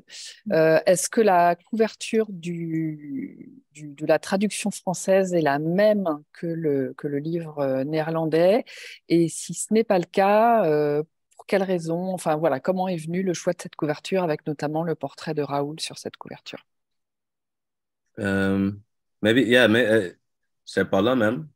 Je peux montrer la couverture néerlandaise ici. Euh, Ça, c'était la couverture néerlandaise. Et Mélissa a dit que c'est très néerlandais, cette couverture. Et ça marche pas en France. Et alors, on a changé. Et yeah. You made me sound so bossy. No, no. No, I thought it was good to listen to Yeah, you also. it's Yeah. fine. Oui, donc ça, c'est la couverture française, du coup. Alors, je pense que j'ai pas été aussi autoritaire que ça, mais il semblerait, je ne sais pas. Non, effectivement, moi, j'aime bien faire des coups. C'est un truc qui me plaît énormément dans mon métier. Je travaille avec des illustrateurs. J'ai toujours un peu... j'ai mes petites obsessions sur les couvertures. Et il se trouve que quand on a parlé de cette couverture, effectivement, on a très vite évacué le fait de reprendre la couverture néerlandaise, qui est, je ne sais pas si elle est très néerlandaise, mais elle est assez austère pour mon goût et parce que voilà, le livre de Raoul s'inscrit aussi dans une liste qui est la mienne et qui, si vous avez déjà vu, c'est souvent des couvertures assez enfin pas aussi sobre que celle de Raoul, je dirais. Et il se trouve qu'à ce moment-là, quand on parlait, parce que Raoul est venu plusieurs fois à mon bureau, vu qu'il vient souvent à Paris, on parlait, voilà, je lui ai montré des inspirations, des choses que j'aimais. Il y avait un livre dans mon bureau qui était un livre que nous avons publié d'un auteur nigérian, Chigozie Obioma, La prière des oiseaux, et que, voilà, sur lequel... Et il y avait aussi l'histoire du jazz, tu te souviens? Do you remember? Jazz Which one? History? The Jazz History. Oh, yeah, yes. I do of... remember the It first was the time I came portrait. to you. Voilà. Yeah. Il y avait aussi un vieux livre Buchet qui est l'histoire du jazz avec des tas de portraits en couleur de jazzmen. Et voilà, il s'était vraiment arrêté sur ces deux livres-là. Et il se trouve que la couverture de La prière des oiseaux a été faite a été illustrée par un illustrateur nigérien qui s'appelle Adekunle Kunle, Adekunle Adeleke, pardon. Et donc j'ai proposé à Raoul de le faire travailler. Et moi, je voulais, comme c'était un récit et que c'était un récit qui mettait en scène Raoul, je voulais son portrait sur le livre, ce à quoi on s'est vite accordé. Après, on a tourné un peu autour. Est-ce qu'on met de la forêt? Est-ce qu'on met pas de forêt? Il y a eu tout un passage où on avait mis des cernes d'arbres, des cercles concentriques comme ça, comme sur des racines, ou juste lui, une griffe. Enfin, on a eu la griffe comme ça, mais ça cachait son visage, c'était dommage. Et voilà, on est arrivé à ça et enfin, on est très content. We are happy about the cover. Yes. I think people like it also. That's the most important thing. Yeah. I think it reaches people. Oui. Yeah. Oui, Raoul dit que les gens l'aiment bien. Et c'est vrai que dans l'ensemble, on a eu, enfin, nous, dès le début, dès qu'on a commencé la prospection de ce titre, là, en montrant au libraire, voilà, les gens s'arrêtaient tout de suite dessus. Il y avait un effet d'attraction assez fort à partir de cette couverture. I was a little bit afraid that maybe it was too exotic because, as we explained before, like when you tell a story like this, the danger is that they will put you with the books about the Caribbean or Suriname and not with literature. So I am a little bit traumatized about what happened in Holland. In this. So in that sense, I was not sure, is it like too exotic or not? How are people in France going to read this cover? But it seems that it was the right choice, that you were right. Oui, ce que Raoul disait, c'est qu'il y a eu tout un moment où on se disait, est-ce que ça va pas être un peu trop exotisant? Et notamment avec cette histoire de se dire, est-ce qu'on va pas être rangé en littérature caribéenne, enfin, voilà, d'un petit rayon. Et ce que j'entends, hein, qui était vraiment une bonne remarque, il se trouve que je ne sais pas si c'est un bon signe ou pas, mais ce que j'avais dit à Raoul à l'époque, et ce qui s'est vérifié, c'est que souvent quand l'auteur est étranger, ça pose moins de problèmes. C'est quand il est français, le problème. Yeah. Parce que d'ailleurs, là, son livre est sur les tables en littérature étrangère, à côté de mes auteurs suédois ou nigérians ou tibétains. Hein, donc, ça n'a pas posé ce problème-là.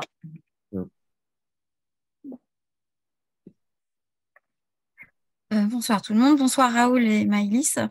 Une question peut-être pour tous les deux.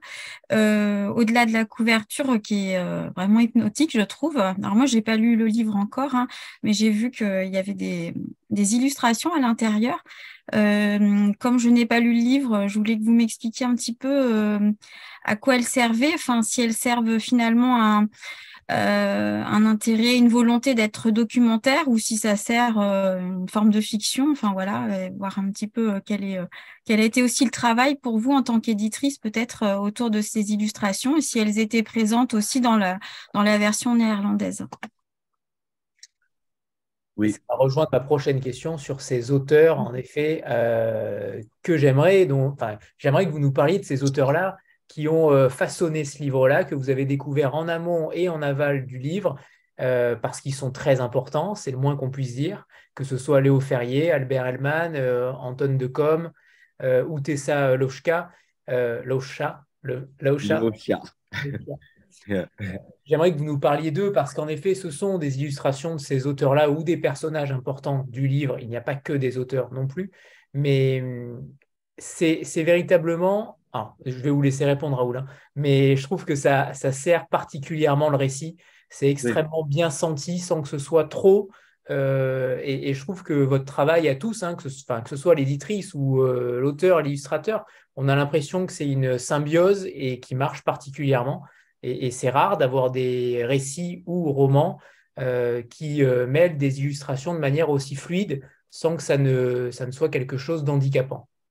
Yeah, merci. Non, yeah, ils étaient aussi dans la version néerlandaise. Et je suis commencé avec cette petite peinture, portrait, pas pour le livre, mais pour moi-même. Parce que, comme j'ai expliqué, écrire, c'était dur souvent. Et comme une petite pause, je suis commencé avec faire cette petit portrait. Et quand un portrait était fini, j'ai mis devant de moi et quand j'ai écrit, je regarde cette portrait. Oui, Tessa Leosha. So yeah, I had like at a certain moment I had 20 of these portraits in front of me while writing. And then when the book was almost finished, I thought, yeah, it would be very beautiful to put these portraits in the book because it goes with the text. And the goal of this book is to create a sort of temple for these people.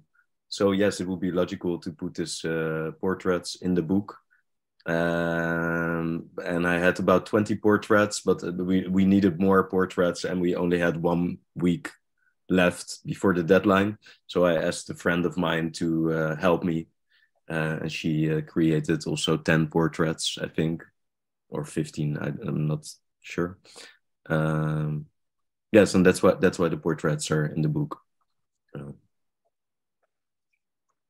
Oui, j'avais à un moment, donc j'avais commencé à faire ces petits portraits au début plus pour moi et je les affichais sur mon mur. Donc pendant l'écriture, à un moment, j'avais 20 portraits autour de moi. C'est la dernière, je ne sais pas si on voit bien, mais c'est la dernière page du livre. On voit Raoul avec sa table de travail avec tous ses portraits. Le livre se clôt là-dessus. Et en fait, j'étais prêt à rendre mon livre. Il me restait 1 semaine avant de devoir le rendre. Et je me suis dit, finalement, tous ces portraits que j'ai créés, j'ai envie de les mettre dans le livre parce que l'idée, c'était de faire un temple pour tous ces écrivains-là. Et il faut leur faire cet espace-là. Et à ce moment, il me restait qu'1 semaine et j'avais 20 portraits et il m'en fallait plus. Donc, j'ai demandé à une amie de m'aider. Et elle en a fait une 10 ou 15 autres, il me semble. Et c'est pour ça que voilà, ils sont dans le livre. Yeah, maybe I have one more thing to say about it. Also, because during this research, I was confronted a lot also with like statues of white men that were declared heroes, but that were actually criminals. So I had to deal with many of these kind of historical figures during the research for this book, or like images of Jesus and Maria in the churches in Suriname. So I wanted with this book also to make like an antidote to that. I wanted to do the same with these writers as what was done with Jesus and Maria and Columbus. And Yeah. Oui, si je peux rajouter quelque chose, c'est aussi pendant ma recherche, je suis tombée sur des tas et des tas de statues d'hommes blancs qui étaient érigés comme des héros, alors qu'en fait, c'était des criminels. J'ai vu, donc je me suis tapé pas mal de ces figures historiques. J'ai vu aussi toutes ces images de Jésus, Marie dans les églises au Suriname. Et donc, finalement, mettre ces portraits-là, c'était comme une forme d'antidote. Je voulais que les écrivains que j'avais découverts aient une place aussi. Et c'était dans mon livre. Si vous deviez, Raoul, je suis désolé, il va falloir que je vous pose cette question, mais si vous deviez en retenir deux, parce qu'on ne pourra pas évidemment tous les évoquer, mais parce que les autres sont dans le livre et il faut que chacun puisse découvrir aussi ces portraits-là. Mais si vous deviez en retenir deux, alors, excepté les frères Pénard, dont on parlera juste après, parce que découverte incroyable que ces frères Pénard, euh, incroyables, qui ont des mots d'une justesse hallucinante. Une grosse claque que ces frères-là. J'aimerais que vous nous racontiez cette histoire-là aussi ensuite. Mais d'abord, si vous deviez choisir deux écrivains qui ont écrit sur le Suriname ou qui sont surinamais, lesquels seraient-ils? Lesquels vous ont marqué véritablement pendant votre travail? Ok, oui. Anton de Kom, ça c'est le plus important. Et le premier que j'ai trouvé aussi. Et son livre est vraiment très, très, très beau. C'est très bien écrit, très poétique, aussi politique et poétique. Ja, non, Anton de Kom, j'adore vraiment avec tout mon cœur.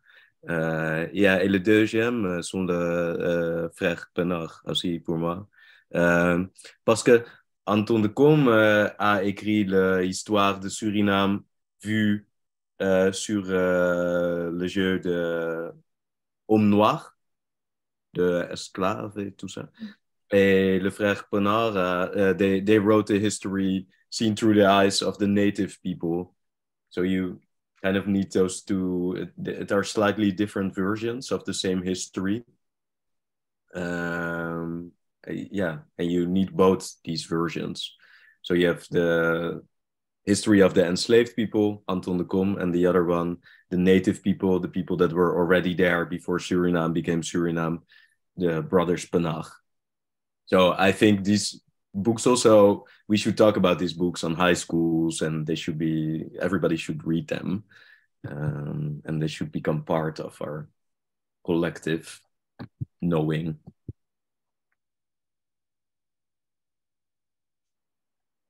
Donc oui, Antoine de Caume, évidemment que j'adore de tout mon cœur. Et aussi, comme vous, Anthony, les frères Pénard, parce que Antoine de Caume, finalement, il raconte l'histoire du point de vue d'un homme noir et les frères Pénard du point de vue des indigènes. Donc, c'est deux versions un peu différentes d'une même histoire. Il y a ceux qui étaient réduits en esclavage et puis les natifs, ceux qui étaient là avant que le Suriname devienne le Suriname. Et je pense que ces deux histoires devraient être enseignées au lycée, devraient devenir vraiment une partie de notre mémoire collective. Ces frères Pénard, justement, moi j'ai été frappé par le côté contemporain de leur écrit. On a l'impression, c'est début du XXe siècle, et on a l'impression qu'ils ont une lucidité, une acuité sur ce que nous vivons aussi aujourd'hui qui est assez effarante. J'étais bouleversé par ce qu'ils écrivaient, et ça termine aussi le livre, vous leur rendez hommage aussi à la fin du livre, mais au-delà de ça, tout au long du livre, ils sont frappants. Ils sont frappants de réalité, de lucidité, et avec des mots justes, des mots simples, mais ça vous ressemble en réalité. On a l'impression qu'il y a quand même quelque chose qui est aussi de cet ordre-là chez vous dans votre écriture. Ah oui, cool. C'est un très grand compliment pour moi. Merci. Et justement, par rapport à eux, comment vous les avez découverts? Comment vous les voyez? Ils sont tellement importants dans ce roman, dans ce récit, pas ce roman. Oui. Okay, they were very important also for my research, and I discovered them very late because I wanted to know about the native people of Suriname, but it was very hard to find information about them. I met people that were native, but they didn't talk, as I describe also in the book. So it was like this door that kept closing in my face when I wanted to know more about the history of the native people. And then I think in the book, I pretend that I read the Brothers Pinar while I'm in the jungle. But actually, I read the book in Paris when I was in Paris during the COVID lockdown. And I discovered it, I think, on a website. There's this website of this guy in Holland who collects books about Suriname. Yeah, and there were like a couple of sentences about this book. And then I researched, and then I actually found the PDF of the book. And I read it at the beginning of the lockdown in Paris, because I was in Paris the first lockdown.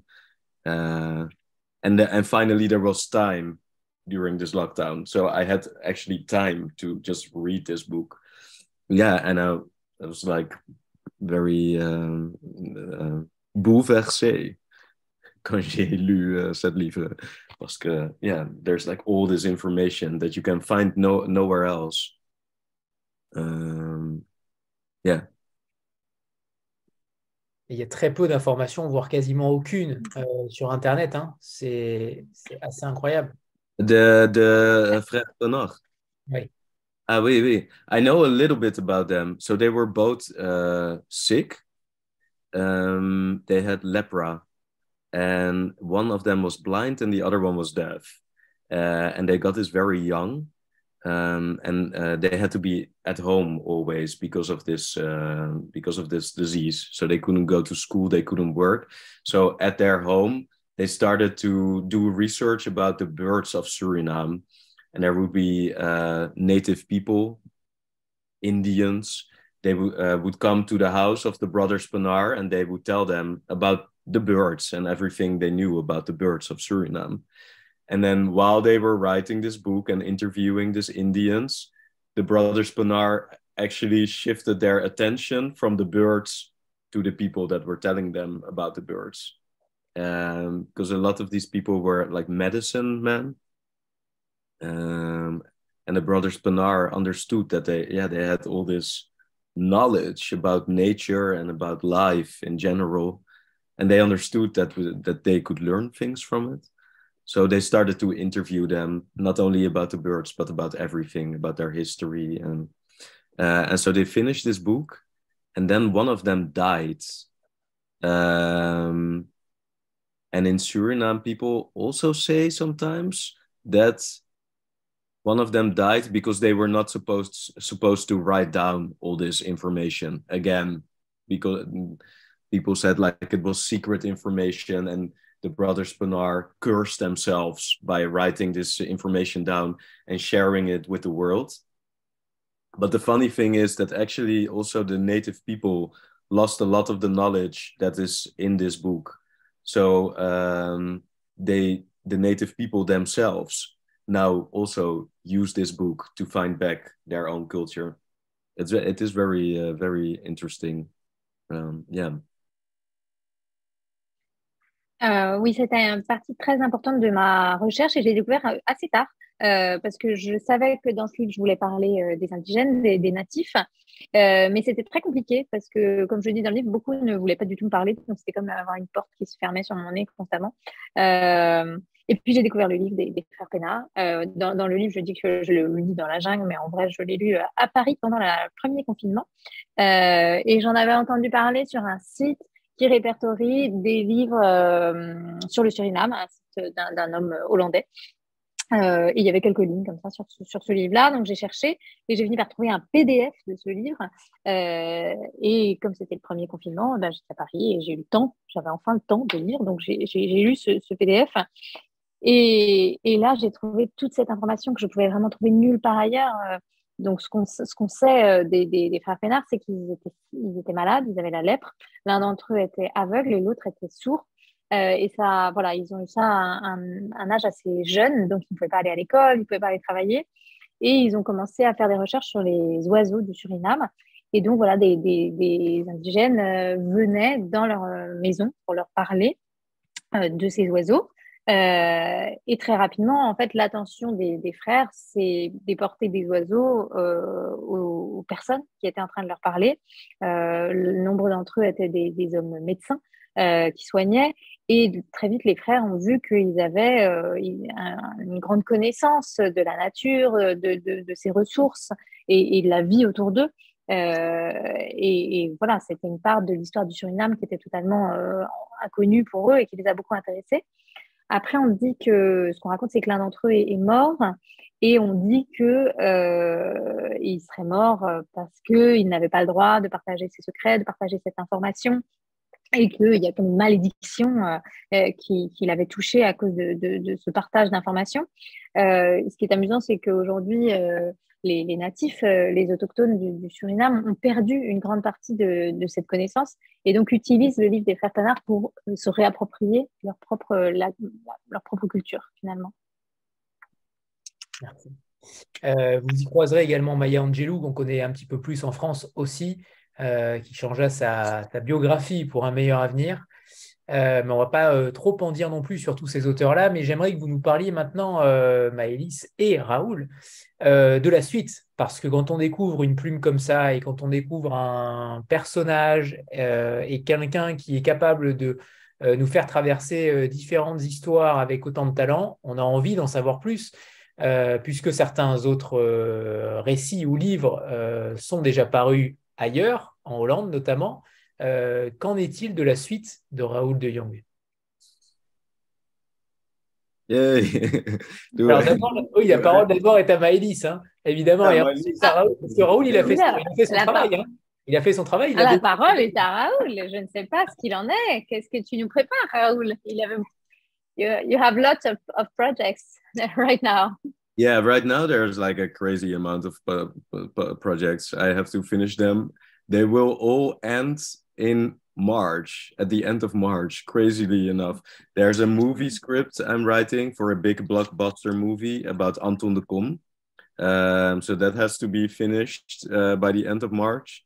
And then there's, this book week, which is very complicated always to explain. But like in March, I'm basically like the king of Dutch literature for 1 week, and I will be paraded around the whole country to talk about this little book that I wrote, which I have here. This is this just came out. This is the book week essay. So all of this will end in March, and then I want to write a novel. That is what I want to do, actually. And I have an idea. I want it to be in Marseille. That will be the main location, Marseille. And I cannot really talk well about it yet, so maybe I just keep it at that. But it's a novel, and it plays in Marseille. And yes, I can't wait to start. And since it plays in Marseille, it will be very logical if it will be translated in France also. I even have to say that I think when I think about this novel and that it will be published, I'm actually already thinking more about France than about Holland. So I will write it with the French audience in mind also, because I love the French audience. It's really, I felt a big love for France, and it's so great, the reactions that I'm getting to my work. It's really exciting for me. So yes, I will think about all of you when I'm writing my next book, and I hope you will publish it, Maëlys. Yeah, of course. Of course I will. Of course I will. No, you remember when we first met? Oh, I'll say it in French and you'll understand. First, I'm going to translate everything you said. Oui, donc j'ai beaucoup de projets sur le feu en ce moment, et ils finissent tous en mars, ce qui est assez drôle. Je rédige le scénario d'un grand film sur Anton de Kom, justement. En mars, il y a aussi la semaine du livre aux Pays-Bas. Pour résumer, je serai en gros le roi de la littérature néerlandaise pendant une semaine, et on va me parader de plateau en plateau pour parler notamment de ce livre que j'ai écrit, qui est l'essai en lien avec la semaine du livre. Et oui, j'ai envie d'écrire un roman dont l'action se passerait à Marseille et je ne peux pas trop vous en parler pour l'instant. Et moi, Maïlis, ce que j'allais dire, c'est que quand on a commencé à parler avec Raoul de la traduction de Jaguarman, on a parlé aussi, effectivement, voilà, il avait d'autres livres publiés, on a parlé de ça, est-ce qu'il y avait quelque chose qui pensait pouvoir être traduit? Et il a été il m'a dit que non, que ses précédents textes étaient vraiment très destinés à une audience néerlandaise. Et je lui ai dit, moi, je suis éditrice de littérature de fiction. Je pense que je peux défendre ce livre et je le ferai. Mais je pense aussi en te disant qu'il y a un roman à venir. Et il m'a dit que oui, il y avait un roman à venir. Et j'espère vraiment que ce roman va venir. Did you get everything I said? Oui, j'ai compris. Okay. J'ai bien Parfait. compris. Wonderful. Donc, ça veut dire que les ouvrages qui ont déjà été publiés en Hollande ne seront pas traduits en français. Oui, mais je sais pas. Oui. Enfin, en tout cas, Maëlys, Bon. voilà, il n'y a pas de projet de publier entre guillemets l'intégrale Raoul. Ah non, l'intégrale, ce serait beaucoup. Non, mais surtout que pas mal de ces textes sont des essais et ils n'ont pas tous la même dimension de récit littéraire que ce qu'on a. Dans l'ensemble, c'est Jaguarman. Corrige-moi, hein, Raoul, mais c'est le projet, ton projet préféré dans tout ce que tu as fait pour l'instant, non? Et le plus, Oui. qui a la dimension la plus littéraire, je pense. Oui.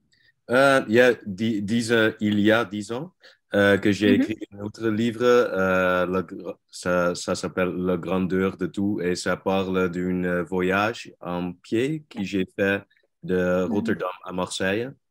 Après, mon chien était mort et j'avais un rêve qui a dit tu dois marcher à Marseille. Et alors, j'ai fait ça. Et ça, c'est un livre que j'adore aussi beaucoup. Mais c'est republié maintenant en Pays-Bas. Et j'ai lu le livre pour ça. Et j'ai vraiment senti que j'étais 10 ans plus jeune quand j'ai écrit ça.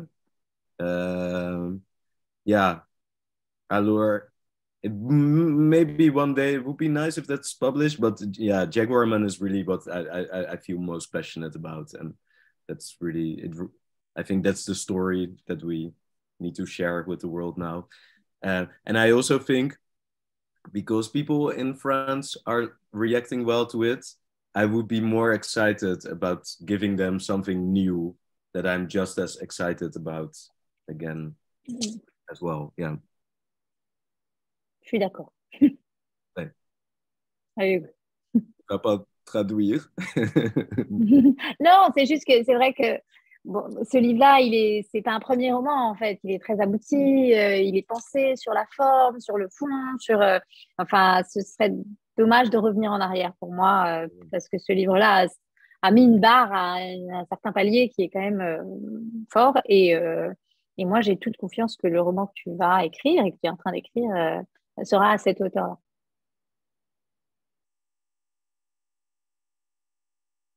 Bien sûr. Hein. Yeah, qu'est-ce que c'est l'accent morse? C'est Moi, plus je sais pas facile faire ça, à hein. comprendre pour moi, je dois il est dire. c'est très dur.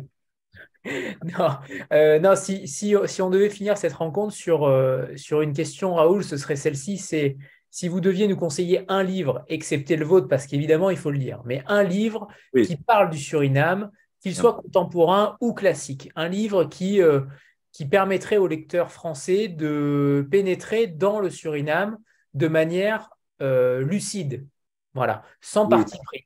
Est-ce qu'il y aurait un livre que vous nous conseilleriez? En français, qui est traduit en français? Alors, je ne suis pas sûr qu'il y en ait beaucoup en français, malheureusement. Non, exactement, c'est ça. Mais j'ai pensé déjà avant, pendant cette conversation, que je voulais parler d'un livre que j'adore, qui joue à Marseille. Et c'est écrit par un écrivain jamaïcain, Claude McKay. Et il a vécu à Marseille pendant les années 20. Et il a écrit 2 livres quand il était là. Le premier, c'est Banjo.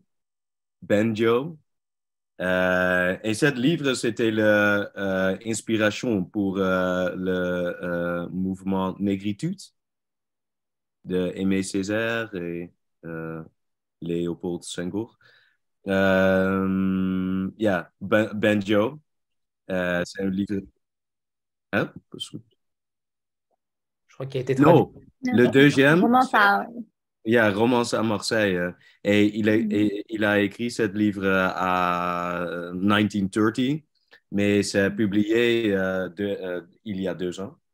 Parce que dans ce livre, il y a une romance homosexuelle et ce livre, c'était trop en avance.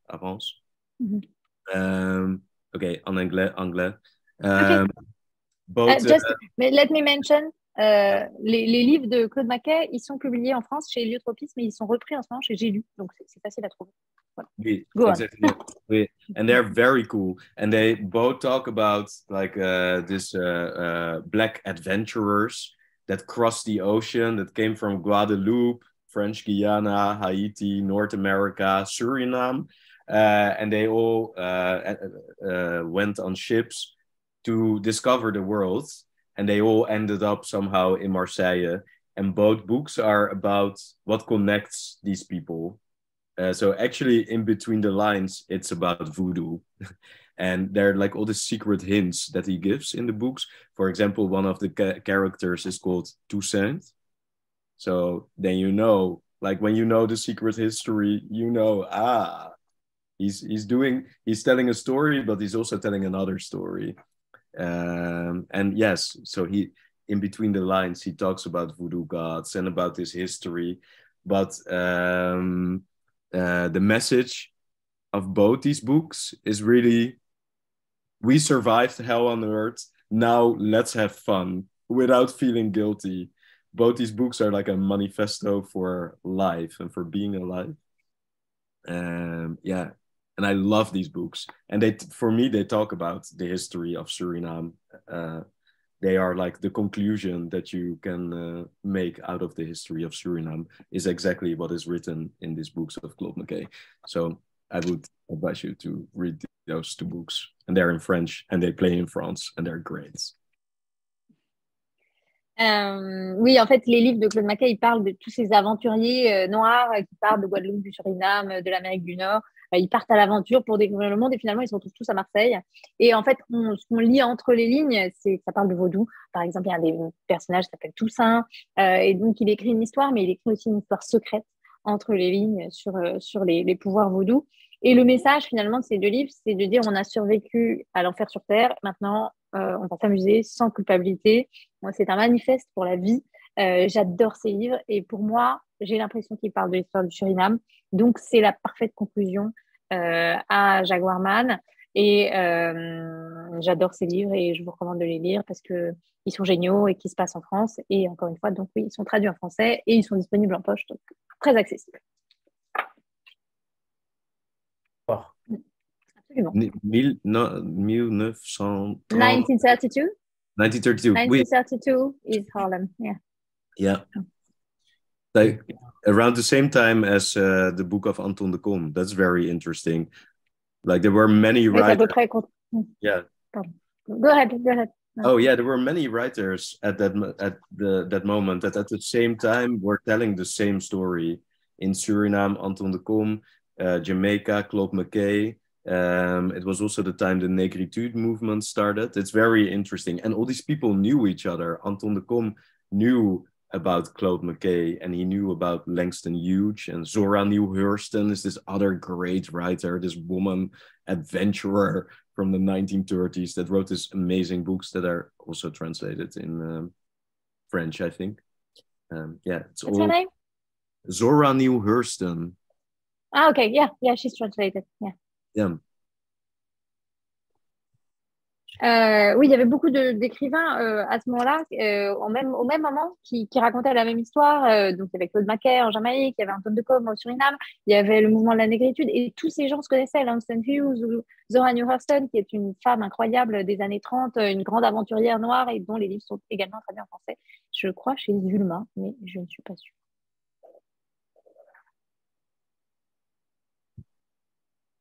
Maëlys pour la traduction.